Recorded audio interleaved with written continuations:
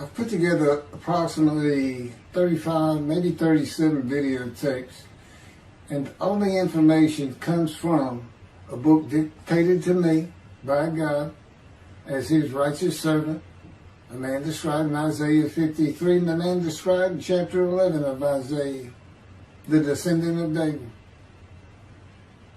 the twig from a shoot that grows out of the stump of Jesse, and it is a stump because of the vanished and failed ancestral tree of the kings of Judah, the line of Jesus. He cannot be the man of chapter 11. He's not the anointed one.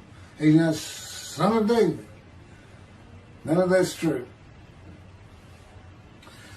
The other book, that book is called Isaiah 53 in the Day of the Lord. And there's about 3 chapters in those particular videotapes that come from the second book that we wrote not too long ago. He dictated to me. It's the story of my life. It's to show you how I fit the verses of Isaiah 53 with regard primarily to suffering, familiar with disease. So that would be wounded, and as it turns out, cancer. But the other words that you find in Isaiah 53, punishment, maltreatment, crushing, bruising, chastisement, okay, that is all in God's power. That's all in God's power, all those words. But the books are unpublished, shunned and despised, the kind of afflicted by God, plagued.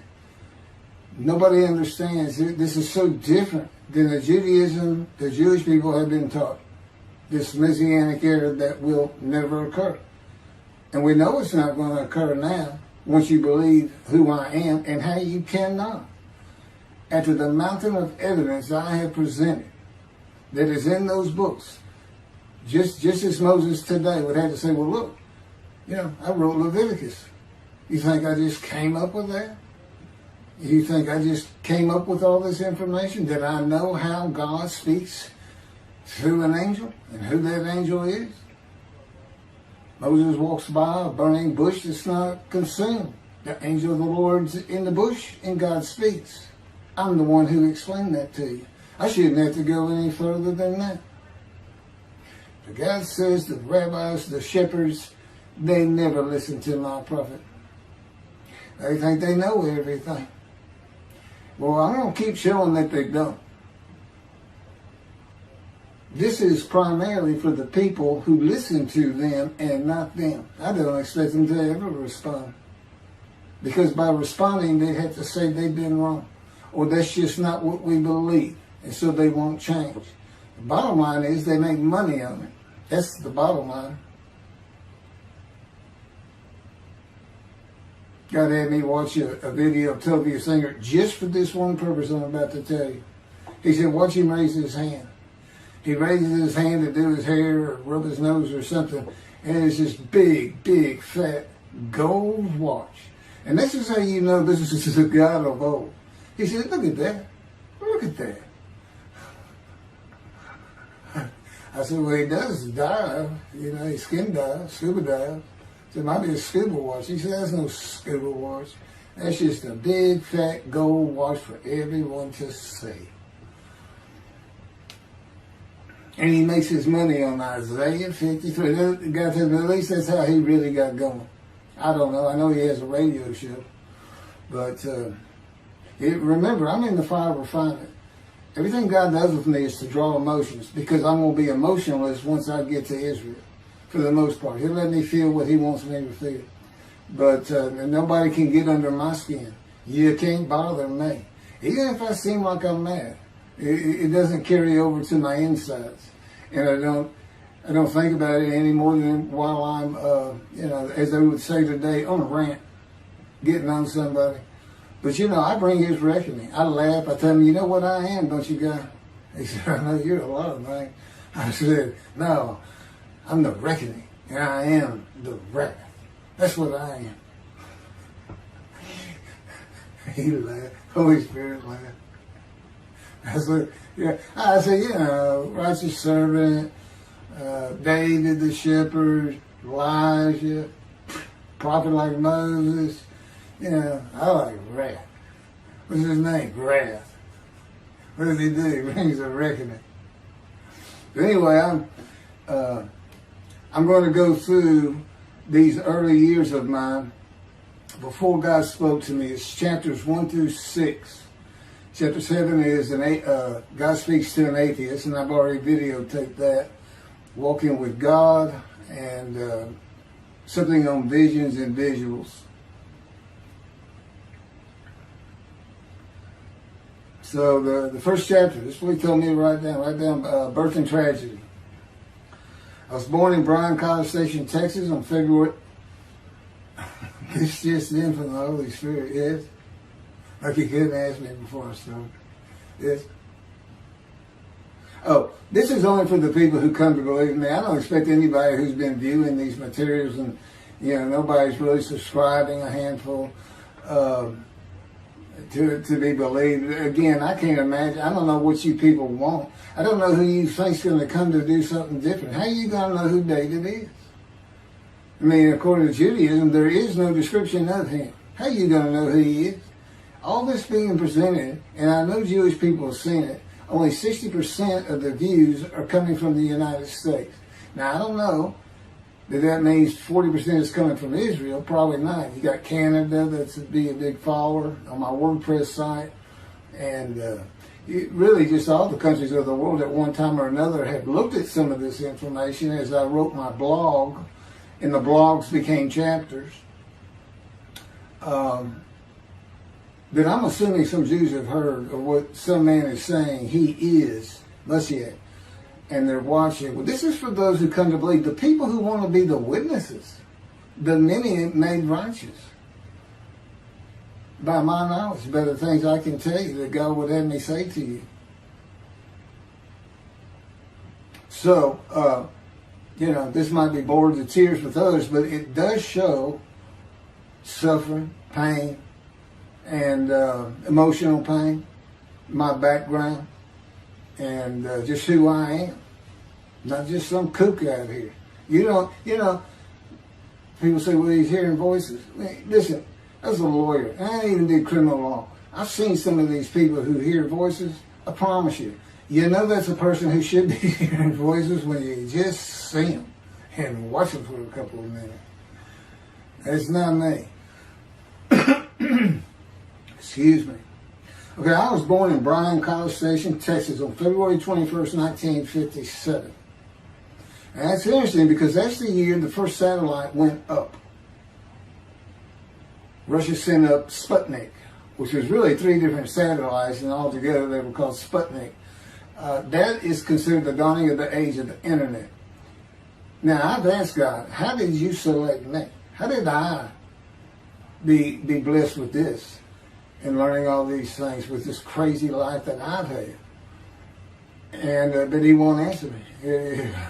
He's gone poker. This poker guy, he's not going to talk. He's not going to change expressions or anything, or me getting an impression that he is.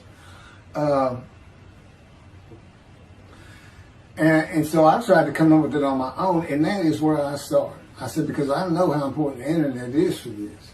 It's the only way to get things worldwide, and all the teachings that have come through it. I didn't know, you know, I'm 63.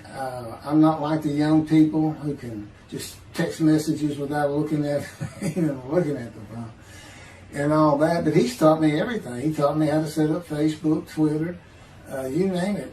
He would just say, go to your computer, do this, do that.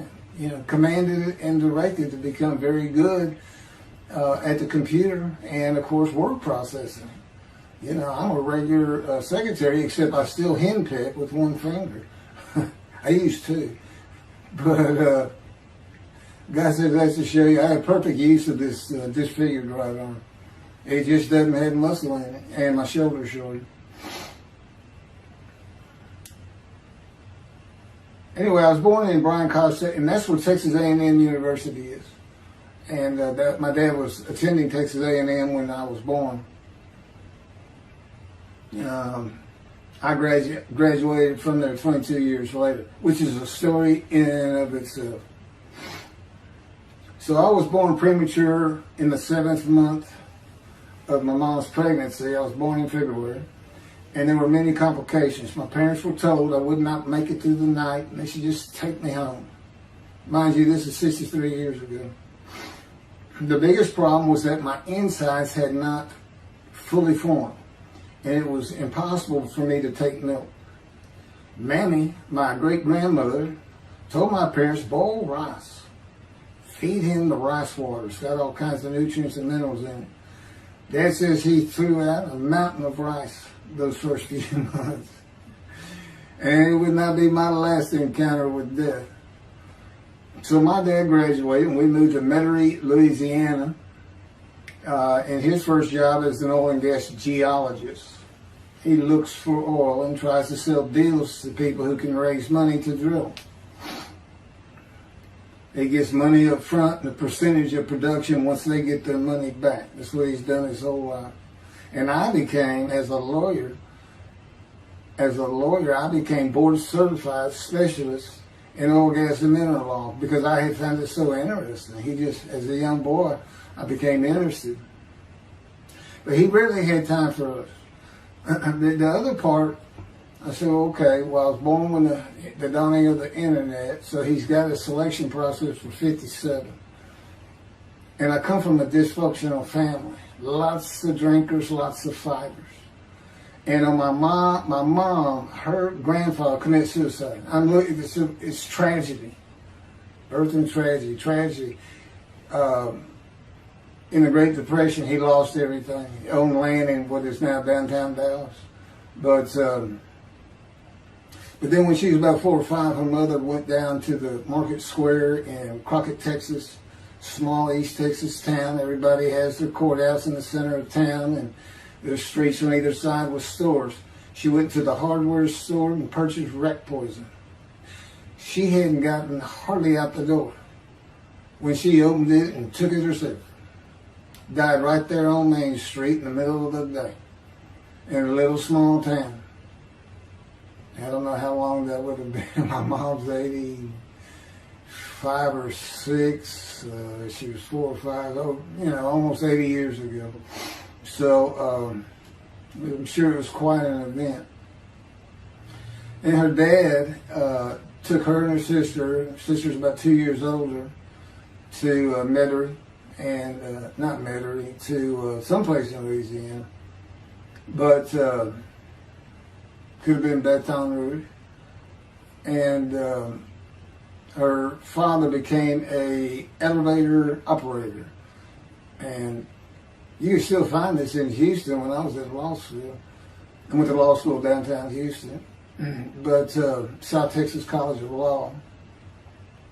And at the courthouse, they would have somebody sitting in there on a little stool and with a lever and take you up or down, take everybody up or down. With all the lawyers coming in for the court cases, it was packed.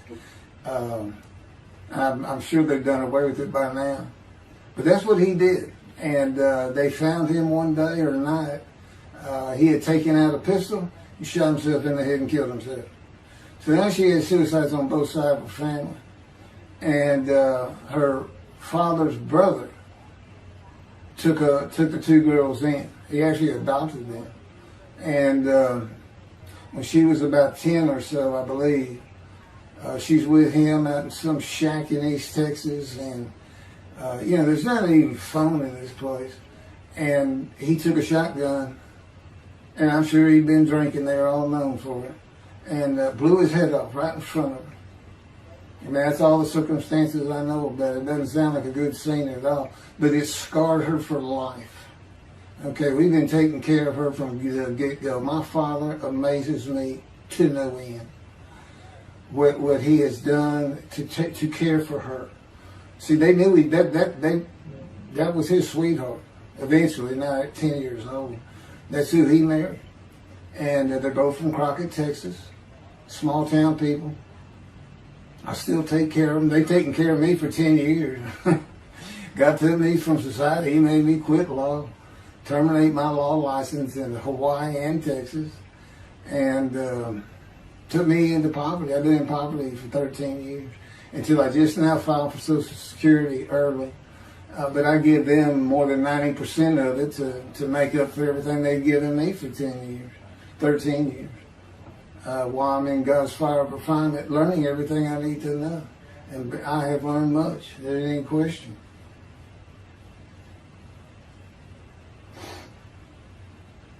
So anyway, there's 3 suicides. There's 4 suicides right there. So it's a family of tragedy. You know, it's not a tragedy of losing your entire family in the Holocaust and you're the only one left. It's not like that. Because God says, I just got things as close as I could. He says, I touched you in the womb to disfigure you, really for just one reason. Well, 2 reasons. One, it makes you identifiable. But it was so people would pick on you. I wanted people picking on you because that's what happens to young Jewish boys. Just for being Jewish, just for having a disfigurement. People will pick on you. I've told him since, I don't even really recall many people saying anything to me. He said, that's because you look like you crawl all over them if they did. And I did. I was always just say something, anything. That's just the way I was just angry inside. And God's taken all that away.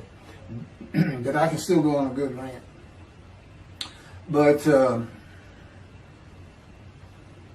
then my mother in the 60s, young people may not know this, but that's when, you know, the Woodstock and marijuana, LSD, everything started getting big. And at the same time, doctors were just handing out pills left and right. Valiums, painkillers, Percocets, you know, just asking for it. They were writing scripts.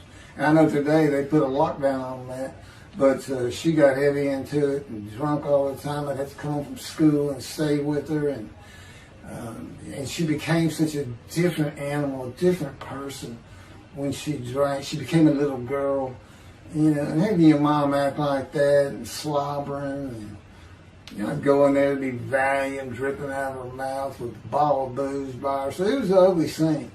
And so I came from a dysfunctional family, so I think God wanted that. And He's there with me from my first year to make sure that I live a life of suffering. He orchestrated many of my wounds.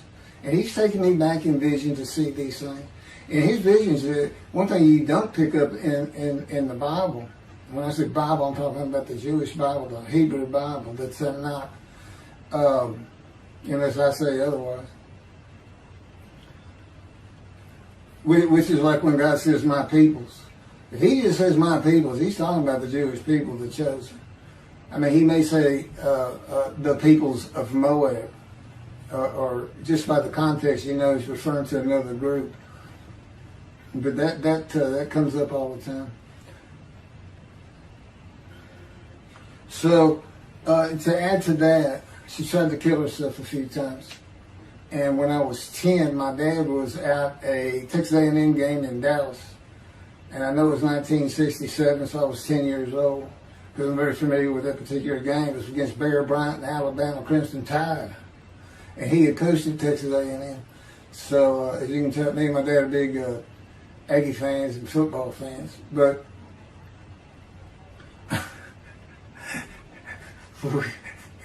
I had been assured we'd be able to see those games in Israel.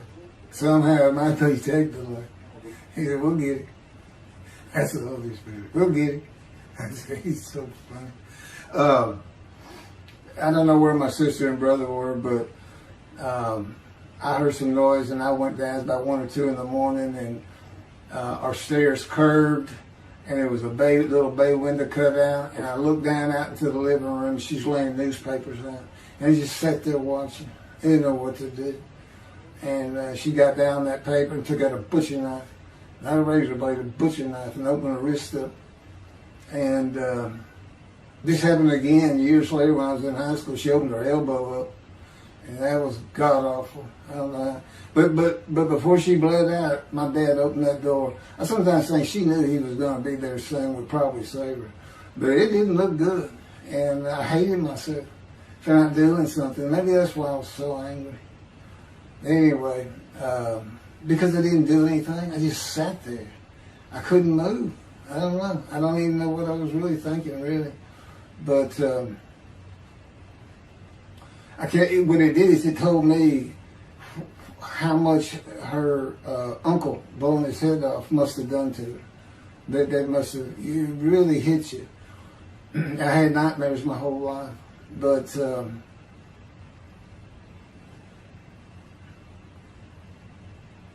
I was 16 when she did the thing with the knife. But you know what? My dad finally got her he got her the best psychiatric care in Houston, Texas, and that's big because we got a medical center that's renowned throughout the world. And they put me back together many a time. And she never did that again. And the amazing thing is how different she is in her very advanced old age. I mean, it's like she was never that person of the 60s and the 70s and the 80s. I don't know how my dad survived it. I'd have never stayed. I'd have taken the kids and said, try to find us. But he's not like that. I've never seen two people who love each other so much. It's crazy. But anyway, I was married for 20 years and we weren't like that at all. We're finally divorced for irreconcilable differences. Okay, my first major surgeries when I was 2 years old. My first surgery. Up above here, I have a scar. I had my first of many surgeries. Been born without my right pectoral muscle, small shoulder, withered arm. And there was some, the movement of my arm was restricted. There was some tissue in here that had to be cut out. So they opened me up and did that. I was born right-handed, but I do everything left-handed. Except for light things. Like I shoot a basketball right-handed. I throw a ball right-handed. Darts, things like that. But bowling, I'm left-handed. You know, anything heavy. And I was quite an athlete. If I'd had two good arms, I'd have probably been on scholarship. I was already offered a partial scholarship at a small school for track, even with this bad arm. But I just didn't have the fast start. You got to have two strong arms just pushing out in front of you. But I was some kind of quick and fast. So, we moved back to Houston to a place called West University, a suburb. And this little story, I don't even like telling it, but God tells me I have to. And he had something to do with it. But I'm not going to go into that part of it. So anyway, I had decided when I was in second grade, I was tired of school, didn't want to go anymore. I don't exactly know why. I just know I said, that's it, and I'm not going. Dad came to get me up and take me to school until I'm not going. And it was on. He was going to get me there. It took him about an hour to get me to the car. Fighting and screaming and running around and hiding, getting under bed. You name it, I was doing it. And anyway, he finally gets me to the school, but he's too tired. He wasn't even going to try to get me out of the car by himself. So he get out, and he goes and gets the principal. Now, my dad's about 6'2", but he's real slim. And but he comes out with his principal, who's taller than he is, and he's a hefty guy. He's burly. Anyway, so they come, they said, get out of the car. I said, I'm not getting out of the car. I'd already locked the doors. And only the two front doors locked, and it was those locks that you pull up and push down. So my dad used the key, and he opened up, he popped that lock up, and I slammed it back down. I said, I'm not going to school, I told you. He threw some keys, they started throwing the keys at one another over the roof. And the principal was driving the same thing, and I'm slamming his door, I'm leaping across the car. Man, I don't know how long I went, but they finally, you know, in 5 minutes maybe, seemed like an eternity. I was terrorized, that's the way I looked at it. Anyway, the principal got it open, and I saw that door open, and I got back on the far other side of the, by the steering wheel with my back against that door. I curled up like a ball, had my knees on my chest, and he reached in to get me, and I unleashed on him, kicking him in the face with everything I had. It broke his glasses, and his orbital bone got shattered. So, you know, That wasn't my first principal either. There's another one. So, but anyway, so they carried me in, and it was very embarrassing. I was crying. But again, funny thing, nobody, because I stayed with this same group for 9 years, going to West University and the junior high there that you go to. Nobody ever said anything to me about it. And I knew some of those kids that were in that class.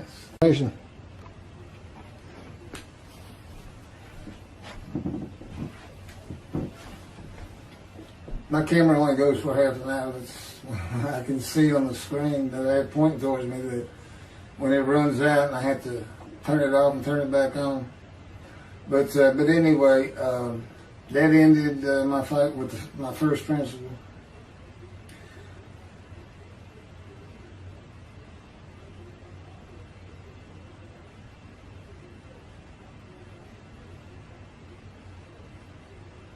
Yeah, here it is right here.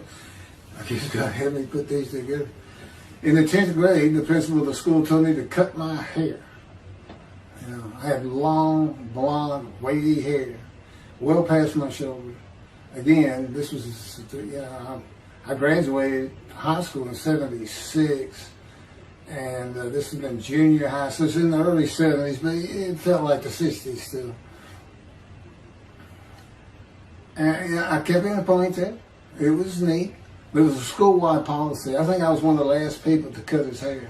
I was hiding all the time. I was always on the alert for the teachers that would turn you in. But I went and got it cut.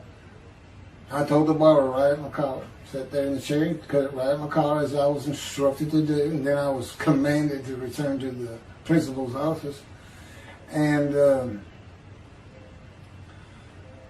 so I presented myself to him. I sat down in the chair in his office, and he gets up, walks behind me, and grabbed me by my hair, back of my head, and jerked my head back fast. And said, "It's still over your collar." Now, I don't know if I did a backflip out of that thing. I can't really recall. But what I do recall is it took 3 people to get me off of him. And I was permanently expelled from school, which ended up me leaving home. It wasn't a runaway. I'm just out of here. I'm tired of everything and everybody. I ain't going to school ever again. Hate school, always there. That was me. Yeah, they had to pull me off of him. I understand through a friend of mine, he said, "You know, my brother went to that school. He had some stories about that guy." So I said, "It wasn't me. It's him." Second major surgery came when I was 12 years old to try and repair my right knee and just below it. I was running full speed in a field. High grass and weeds with a family dog. And God says he had something to do with what the dog did. For no apparent reason, just suddenly he was running at my side. And he just bolted. He just stopped going straight to the heart of the left and went right between the legs. I go sailing in the air, and I came down on my knees. Except my right knee came down on a broken Coke bottle, Coca-Cola. And they used some thick glass back then. It was stuck nose down, way down. It was all broken up, but it was the bottom all jagged that my knee just... You know, they said it went to the other side of your knee. They said, "You got that whole field in your knee." But when I got to the hospital, I sat there for a long time. The first doctor that came in just told my mom, right in front of me, you know, I'm in the room, you know. He said, I can't repair that. It's not repairable. We want to take it off. I can't use it. And I already knew that because as I started screaming and yelling for my dad, he finally came back. This field was behind our house. There was a chain link fence, and then the field. And you know, my dad finally heard me. He got over. He saw the blood, and so all of a sudden he's scared to death. I'm going into shock, and he got me to put my arm around his neck, and he said, "Can you walk on it?" And I tried, and it just collapsed. It was useless. It was, you know, it was awful. And then I had to climb over that fence, and my mom was going crazy and screaming and crying. And he had to go take care of her. I'm sitting in his bathroom with my leg all opened up, and I'm just getting sicker and sicker, nauseated, scared. I was a cripple. And but anyway, they get me down to the hospital. And this, like I said, the first doctors were just like, we don't know what to do. And just right then, and God says he knew he was going to be there. This doctor walks by, and my mom recognizes me. And she goes, Dr. Kane. And she runs out the door. Well, this is Dr. Kane. Her Mamie that I mentioned earlier, in her old age, very old, maybe been in her 90s, I don't know, late 80s, but living with her sister, broke her hip. And this doctor repaired it. This is a long time ago, people. Repaired it, and she actually walked again with a walker. I remember. But that's who this doctor was. And she said, my son, they're going to take his leg off. You've got to come look at it. And this Dr. Kane actually became the medical doctor for the Houston Oilers. He repaired many in the before and after me. I guess that's what he specialized in. But he was there at the hospital just to do rounds. He wasn't dressed for surgery or anything. But he came in that room, and I mean, he was livid when he looked at my knee and knew how I'd been there for like 5 hours at this time.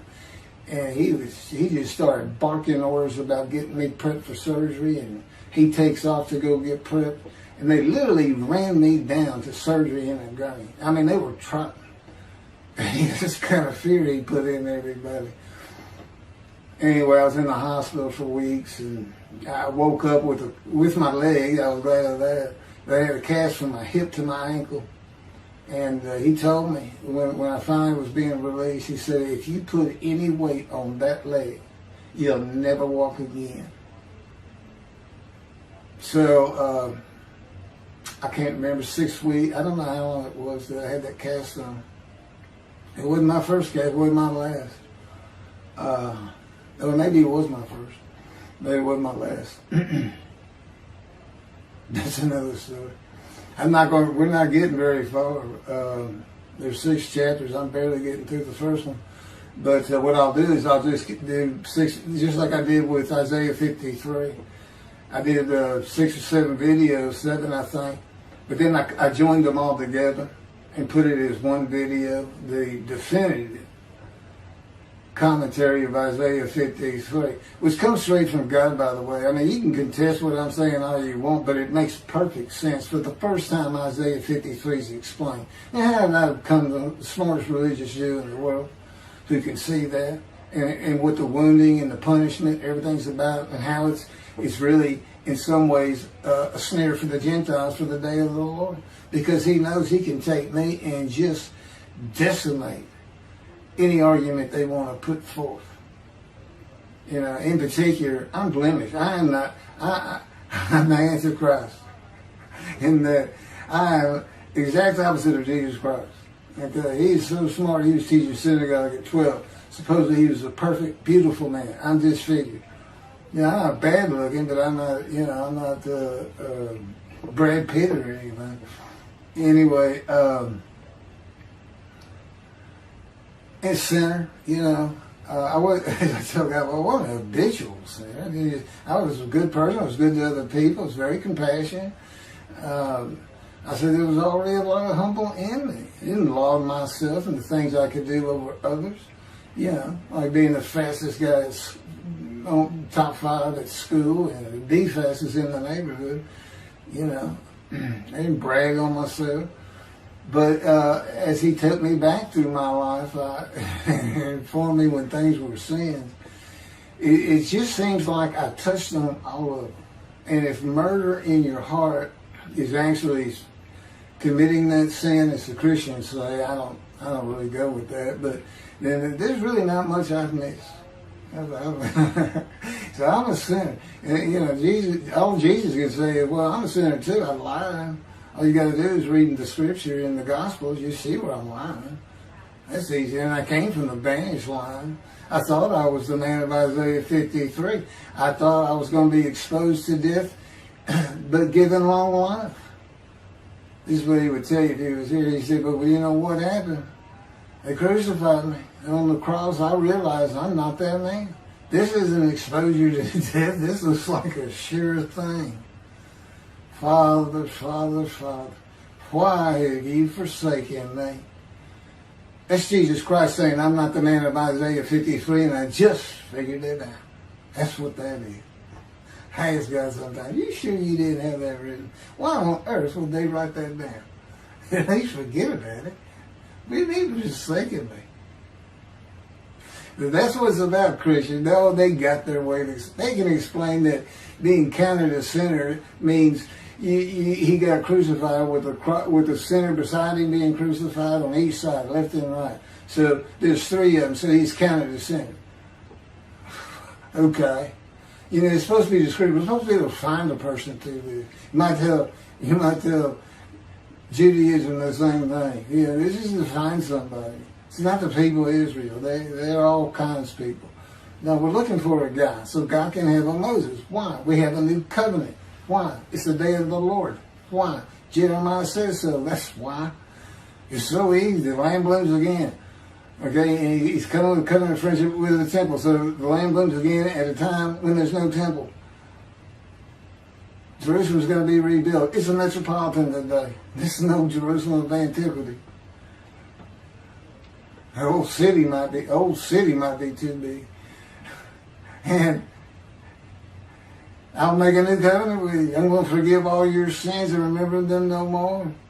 That will cause Torah to be written on your heart. It's a metaphor.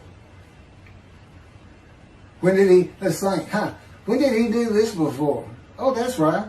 Assyrian Babylon exiles, Isaiah was writing for. God said, I forgive your sins, remember them no more. They became a holy seed, and what they did? They built the second temple. What are we missing? The third temple. It's so easy. So it is the day of the Lord. There ain't any question of that. I'm just telling you it started with the Russians. Sending us Sputnik. Those old riskies.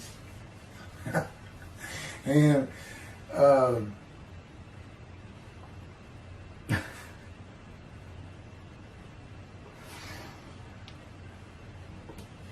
and he's bringing the covenant, but he's got to have a Moses. He said him send a prophet like Moses. So he's saying it's Joshua. No, it's not. God needs him today, the day of the Lord. And guess what? He gives us a description of him. He knows this is a time of secularism, reliance on science and medicine and doctors. And you got so many more people who the only book out there is not the Hebrew Bible. There's a lot more books than that. You know, there's all kinds of distractions, television, cell phones, computers. You know, back then, you know, you just sat around and said, what do you think God's doing? I don't know. Wish he'd send some rain. You know, it's just, I said it's easier to get them back then. But here it is. It's here. And God said, you see why I put shunned and despised in there? Because for a while I said, God, you know, this is before we really got the books done and everything. I said, I'm just sitting in a room. I can't really tell anybody shunned and despising me. Counting me plagued, afflicted, and by God, and everything else. He said, well, how you feel now that we've been putting all this on the internet and everything? I said, I feel shunned and despised. Yeah. I can tell they know. There's no question this hasn't gotten back to those two. I said, you keep attacking them like this and I'll be certainly sure, just in case I'm wrong. But, because he won't actually tell me, he won't tell me anything, this is a rule of thumb, he won't tell me anything that I cannot find out or become knowledgeable on or informed on of my own, which means about nothing because we're in a room all the time. The adjunct of the Holy of Holies, what I call it. I live in the, I'm like the priest who can, the only person who could go into the Holy of Holies was the high priest. And that's what I'm like. As a matter of fact, God had me write down, just as he had David write down, a new Psalm, 151, where God said, and it's on a video, where God is speaking, where the Lord came to me and God said, quote, and within that, he says that he declared me. We actually used the psalm where he declares it for David. He declared me an eternal priest in the order of Melchizedek and King David. and a rightful king, small k, and a rightful king.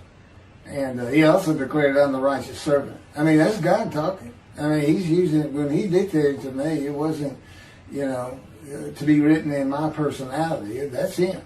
That's him doing a new song.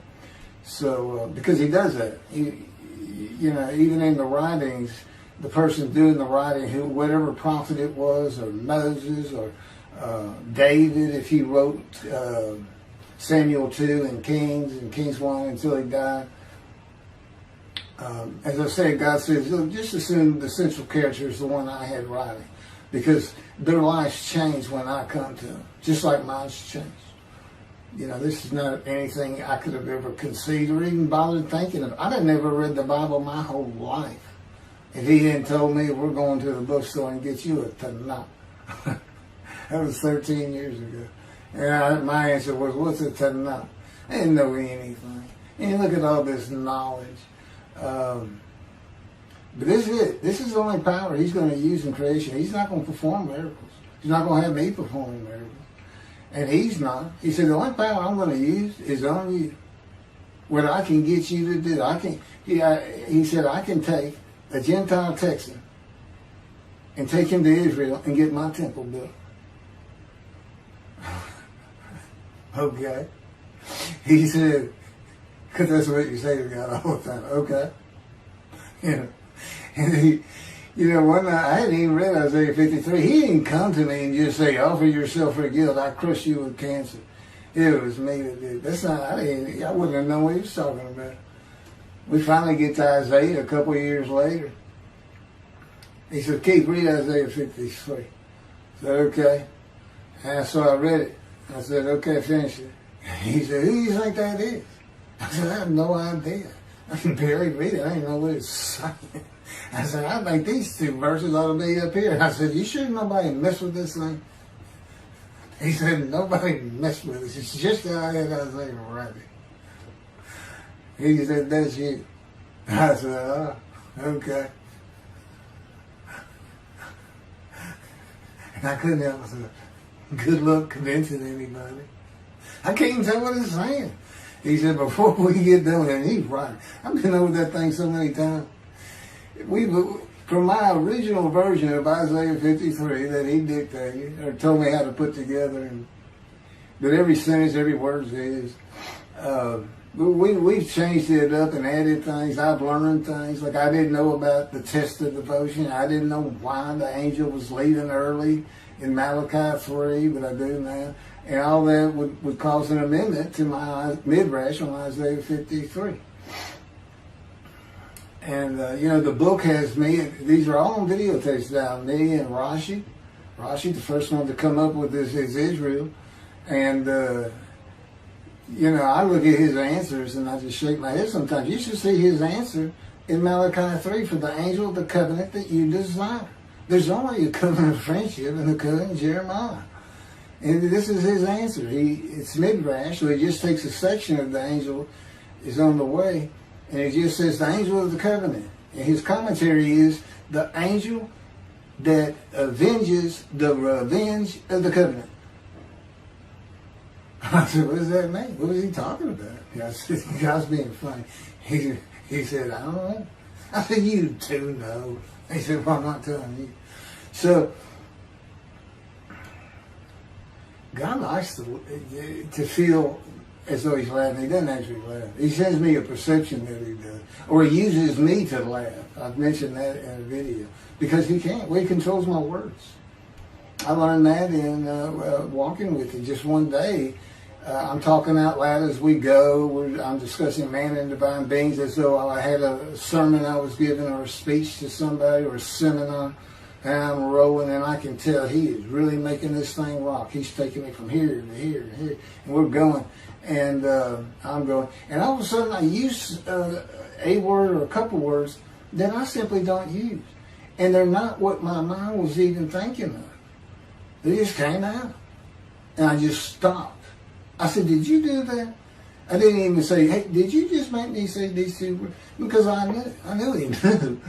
I said, did you do that? He said, I did. He was almost indignant. I did. I said, okay. But anyway, that's where it all started. Now I know. Okay, guess who that is? That's the Holy Spirit using me. He doesn't sound like that, but he'll use words like that. So he's getting bored. They like to cut. I mean, let me just say this. This is part of God you don't know. And it's not all the time. It's some of the times we do tend to get kind of silly in here. But, you know, they do things after a while. I'm like, you know, I feel like a kindergarten teacher. And I got two of those kids that you just shake your head at. She said, this is a handful. These two are nothing but trouble. Always fooling around, looking for a laugh. And the Spirit's always working in heaven, death, God laugh, as it were. Again, he doesn't actually laugh. He just, it's a perception that's his emotion. If God has any emotions left, because worrying about other people's pain is not one of them. He made that clear to me. I don't care about your pain. And just saying it makes you mad. He says, see him drawing anger. And he'll do so many times over and over. He says, it's easy because now it irritates the fire out of it. He just started. I said, how do y'all keep doing this stuff? And one day I told him, I said, I got it. Which means it actually came from them. I got it. You never grew up. You never got sent to your room. You never had to climb that mountain to achieve something. Put yourself out there.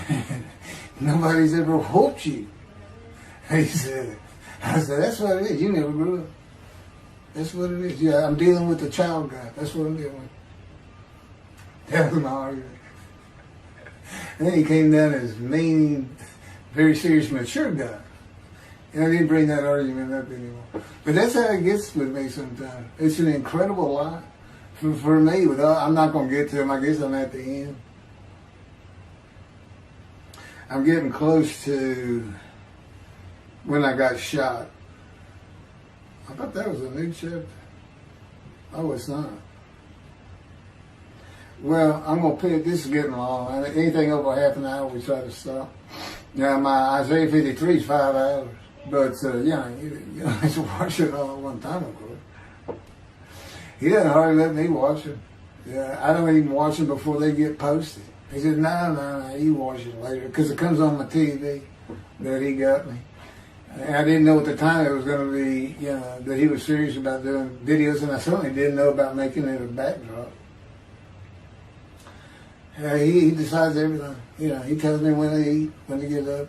I don't sleep hardly at all, 2 or 3 hours a night, and sometimes less, and take a half hour nap sometimes.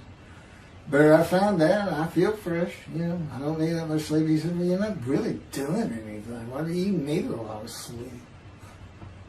And see, that used to make me mad. Now I just laugh at it. Thank you very much for listening. I'll pick this back up on another video, and eventually I'll put these first 6 chapters, just like I did Isaiah 53, because it's a book that he dictated to me. I can't get it published. I'm going to put it on YouTube. That's why I'm reading it. And as I said, if you don't want to listen to it, don't listen to it. But the information that's in these books and in those videos is, that's my proof. And quite frankly, God says, if that's not enough for them, well, that's just too bad. Utter destruction is what they end up getting. They better learn how to listen to the prophet. See, it's no different than the people back then. You'll say, well, why didn't they listen to Isaiah? Why didn't they listen to Ezekiel? Why didn't they? They laughed at Ezekiel. That's what Rashi says in his commentary. I didn't know it was laughing at him, but they just ignored him. Everybody thinks they know it. But in any event, I do know there's one chapter we haven't put in there, and that is recognizing a prophet in a town. It says Moses vouched for Joshua, so he didn't have to be tested. Now, the problem with all that is, and I think why God hadn't had to put it on video, is that they're looking for a seer, somebody who can see the future. But see, that's antiquity. I mean, that's not what you're looking for today. Moses wasn't a seer. And none of the prophets were seers. They just wrote down what God told them to write down. God's the prophet. Is the one making prophecy. And what he does, he doesn't actually just, quote, see the future. He walks it through. He says, okay, right here is when they're going to send up a satellite. This is where humanity will be at that time. He can walk it through in his mind. As I mentioned, his eyes, he doesn't have them. It's just his absolute knowledge of all things. He can form a picture of this room. Me, it's in here. He knows every atom of my body. And it's like he does a vision for himself, a visualization. It's what I call when they put pictures in my mind. He says, and he puts it into the spirit's mind. And they're both within me. You know, the big cloud that just came down. If you're sitting in a room with me, it envelops you. But it engulfs me, it goes through me. My little spirit cloud becomes part of the big cloud. That's why God is in his spirit. Here's the elements of spirit, here's the elements of God's presence, his mind. Two clouds, they just come together, they can be together. Okay, but God's still one. He created the other cloud. And then in this room, filled with them, my little spirit is like a little cloud that just came in and part of it. That's who I am. That's a man in divine beings. Okay? No, it's like nobody's really expecting it. Well, maybe it's because you didn't know these things. And now they want, I get the feeling, shunned. Shunned means I'm not looking at that. It sounds like a kook. We by faith, by the fundamental principles of Rambam from the talent, from his diagnosis of the talent. Why don't you do your own? Why don't you throw the talent out and learn some new stuff? Why don't you get out of antiquity? Every religion has an end times like that. Every religion ends up with utopia for its people. Everybody. Well, don't be like everybody. You're the Jews. Throw that out. Let's get practical. Let's have God in our midst again, in a man like he was in Moses. Let's point at him and tell the Christians that is the man of Isaiah 53. Here's what it's about. God said he's coming back. He told us we're not waiting on him like you. And he said when he was coming back, he false prophesied 5 times. He ain't coming back. He wasn't who he thought he was. He told us on the cross. I'm not the man of Isaiah 53. He tells us. Well, that's what he doing. Father, why'd you forsake me? I'm about to die. What do you think he's talking about? What do you think he's thinking about? He's not supposed to die. He thinks he's the man of Isaiah 53. So do they. It's mind-boggling because I'm the man. And there's nothing about me that says Jesus Christ. Nothing. You should hear me cuss God. I cussed him trying to die. I begged for death 1,000 times. He said, it's not been 1,000 times. I said, it's been hundreds. He said, well, that's true. You have cursed me more than any man in the history of mankind. And he said, and you did it face to face. And I said, you shouldn't make me so mad. He laughs, y'all. He laughs. When I'm cussing him, he makes him laugh. And oh, you're kidding, that story? He gave me his perspective. This is how he did it. He said, Keith, imagine you created ants. And ants are living beings. In other words, they can think and they have emotion. Okay, you get a great big ant farm over here in your room. Okay, you decide you're going to get one ant to get all the other ants to do stuff. But you got to get him ready. And you get him ready the way I'm getting you ready. Now, he's mad at you. Right? I said, yes. Yes. And he said, now, imagine, I'm always laying in this bed. I got a big table. It's got a microwave on. I put my computer on. I got a big fan I like to have on. And he said, look over at that table. Now, imagine that ant got loose. And he is crawled up. And he is standing on the corner of that table. And he is giving you the what for in ant language. I mean, he's going. And he's turning around and shaking his butt at you. And he's cussing. And all this. And all you got to do is go, bump. And he's gone. I said, that's funny. And it is. And that's how he, that's what it does to him with me. The spirit will rile me up. I call him a troublemaker, troubler. He's so funny. But God's so humorous. There's a difference in their humor. Okay, that wraps up. I'm told that does wrap it up. I'm going to pick up a gunshot. I guess it was worse than the accident to my knee. They ended up opening me up from between my breast and my pelvic bone, and now it's been 3 times. And eventually, the lung cancer and colon cancer and skin cancer. But the lung cancer is when they told you should have died from the colon cancer. He said, but this is it. We can't treat that. It's too advanced. You're gone and prepare to die.